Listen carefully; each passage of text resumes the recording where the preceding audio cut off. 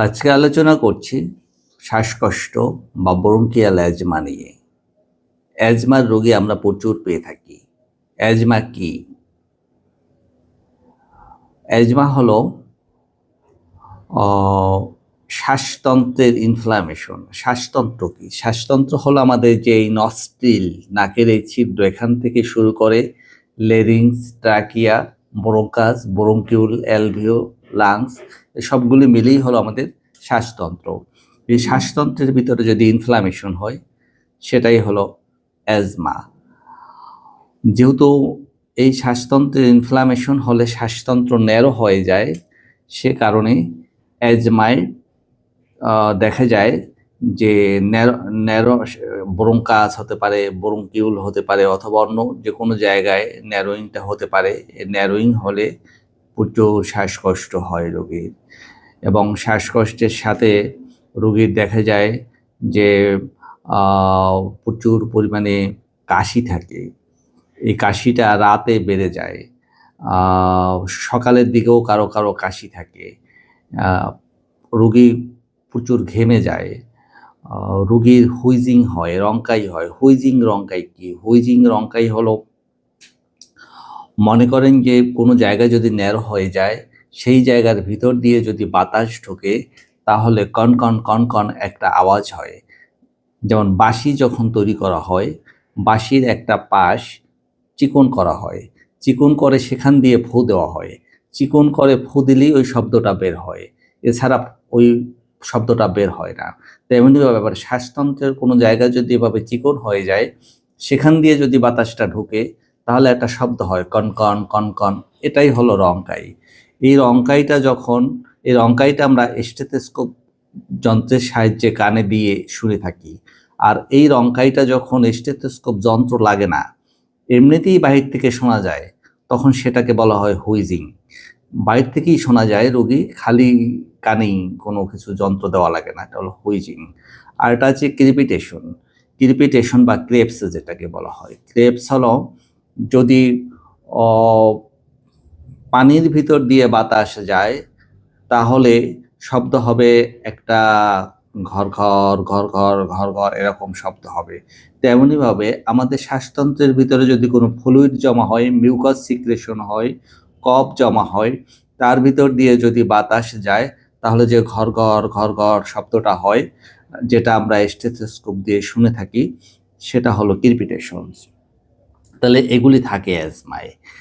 Asthma কেন হয়? Asthma mainly হয় অ্যালার্জির কারণে। ধুলাবালি, ডাস্ট, বিভিন্ন ধরনের অ্যালার্জেন, এটা ফুলের রেণু হতে পারে, অথবা কোনো ছোট ছোট মাইট থাকে, ছোট ছোট মাইট একেবারে, যেগুলো চোখে দেখা যায় না, এগুলো শ্বাসের সাথে ঢুকতে পারে, এ কারণে অ্যালার্জি হতে পারে।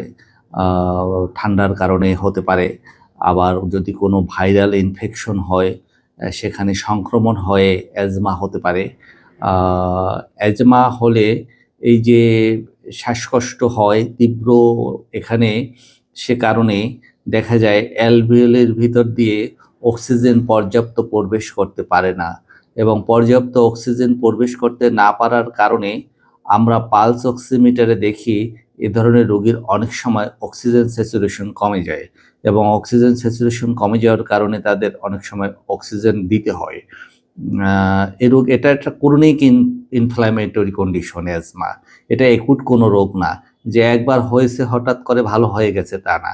এটা দীর্ঘমেয়াদী থাকে। অ্যাজমা যাদের হয় তাদের লং টাইম থাকে, এটা দীর্ঘমেয়াদী থাকে, এবং এটা অনেক সময় ফ্যামিলি হিস্ট্রি থাকে। ফ্যামিলিতে কোনো মেম্বারে এটা আক্রান্ত ছিল আগে, সেটা হতে পারে বাবা অর্থাৎ ঠাকুরদাদা, অথবা অন্য যে কেউ হতে পারে, চাচা, রক্তের সম্পর্ক আছে যাদের সাথে, এরা কেউ তাদের হওয়ার প্রবণতা একটু বেশি থাকে। অ্যাজমা হলে এটা একটা যন্ত্রণাদায়ক রোগ। এটা কখনো কখনো এক্সাজারেটেড হয়ে যায়, অর্থাৎ অনেক বেড়ে যায়। আবার মাঝে মাঝে এটা কন্ট্রোলে থাকে। যখন বেড়ে যায় তখন আমরা সাধারণত বিভিন্ন ব্রঙ্কোডাইলেটর ঔষধ দিয়ে থাকি।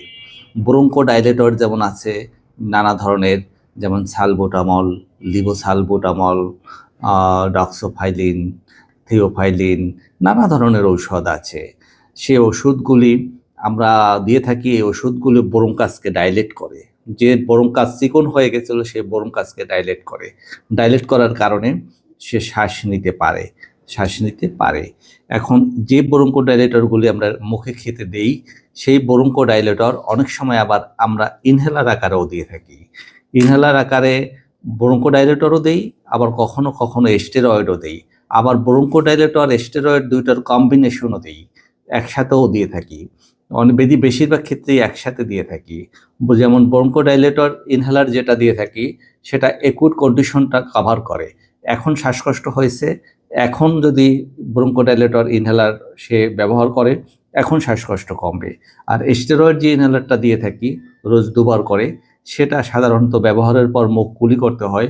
কারণ এটা যেহেতু স্টেরয়েড, এটা দীর্ঘমেয়াদী ব্যবহার করতে হয় এবং এটা গলায়, মুখে ঘা হতে পারে। সেজন্য এটা ব্যবহার করার পর মুখ কুলি করা উচিত। এবং এটা হলো প্রোফাইল্যাক্টিক হিসেবে দিয়ে থাকি। প্রোফাইল্যাক্টিক মানে হলো ভবিষ্যতে আক্রান্ত হওয়ার প্রবণতা যাতে কমে যায়, বেশি না হয় আক্রান্ত, সে কারণে। সাধারণত অ্যাজমার রোগীদের অ্যান্টিবায়োটিকের খুব একটা ভূমিকা নেই। যেহেতু এটা অ্যালার্জির প্রবলেম থেকে হয়ে থাকে, সেহেতু অ্যান্টি অ্যালার্জিক ওষুধ আমরা এখানে দিয়ে থাকি। যেমন মন্টিলুকাস্ট বা বিভিন্ন ধরনের অ্যালার্জির ওষুধ বাজারে পাওয়া যায়, সেগুলি আমরা এখানে ব্যবহার করে থাকি। এখানে এগুলি দেওয়ার পরেও যদি রোগী কন্ট্রোল না হয়, অ্যাজমা কন্ট্রোল না হয়, তাহলে তাকে হসপিটালাইজড করতে হবে। সে একুট এক্সাজারবেশন হয়ে গেলে হসপিটালে নিয়ে, সেখানে আলাদা ম্যানেজমেন্ট আছে, সেখানকার লাইন অফ ম্যানেজমেন্ট একটু আলাদা। ইনজেক্টেবল ফর্মে বিভিন্ন ওষুধ দেওয়া হয়ে থাকে এবং রোগী কন্ট্রোল হলে আবার বাড়ি চলে আসতে পারে। অ্যাজমা আরও অনেক বিশদ, এখানে নানা টাইপসের আছে, নানা গ্রেডে স্টেজে ম্যানেজমেন্ট আছে। স্টেজ 1, স্টেজ 2, স্টেজ 3 ম্যানেজমেন্ট আছে, যেগুলো আমি বিস্তারিত এখানে আলোচনা করার প্রয়োজনীয়তা অনুভব করি না। আশা করি এই তথ্য যেগুলি আমি বললাম এগুলি অত্যন্ত কার্যকরী। তবে এখানে আমি একটা কথা বলি যে কিছু কিছু রোগী আমরা পাই যারা ছোট ছোট পাউডার নিয়ে আসে, কৌটোয় করে। এটা আয়ুর্বেদিক দোকান থেকে তারা কিনে খায়, সারা বছর ওই পাউডার খায় এবং তার অ্যাজমা, সে বলে যে আমার অ্যাজমা কন্ট্রোলে আছে। আমাদের কাছে অ্যাজমার জন্য আসে না, আমাদের কাছে আসে যে আমার অ্যাজমার জন্য এই ঔষধ খাই, অ্যাজমা নিয়ন্ত্রণে আছে, কিন্তু আমার শরীর ফুলে যাচ্ছে।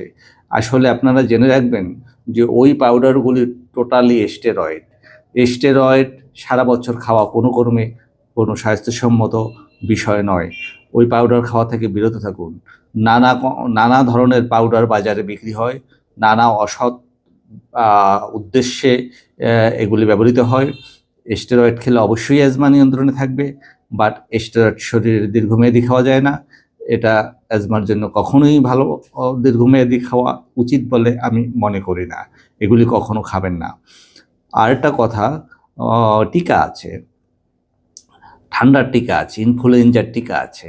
প্রতি বছর আপনারা যারা অ্যাজমার রোগী তারা একটা ইনফ্লুয়েঞ্জার টিকা নেবেন বছরে।